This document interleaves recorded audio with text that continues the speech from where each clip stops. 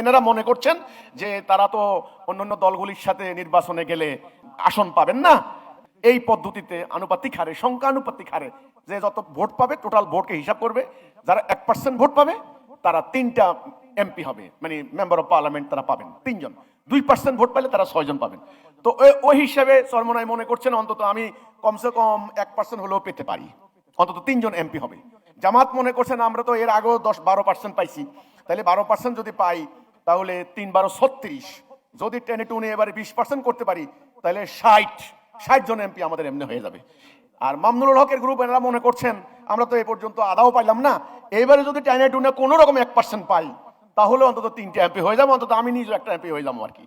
তো এই জন্য তাদের খুব মরিয়া তারা পিয়ার পদ্ধতিতে। তা আমার কথা, যদি আপনারা গণতন্ত্র মানেন, গণতন্ত্র মানে কি সকলের বাক স্বাধীনতা, তাহলে সবাইকে নির্বাচনে অংশগ্রহণ করার সুযোগ দেন, দেখবেন আপনারা কয়টা আসন পান। আমার কথা এখানে, আমরা এই ধরনের নির্বাচন প্রক্রিয়া যাইও না, আমরা এগুলাতে বিশ্বাসও করি না। 1, 2, আমাদের কথা হচ্ছে নির্বাচিত সরকার বিদ্যমান ব্যবস্থা পরিবর্তন করতে পারবেন না, সে সিস্টেম নাই। এই জন্য আমরা প্রস্তাব দিয়েছি আল্লাহ দেওয়া তৌহিদ ভিত্তিক জীবন ব্যবস্থা প্রতিষ্ঠা করার মধ্য দিয়ে শান্তি আসবে। তো বিদ্যমান ব্যবস্থা সম্পূর্ণ পরিবর্তন না করা পর্যন্ত শান্তি আসবে না।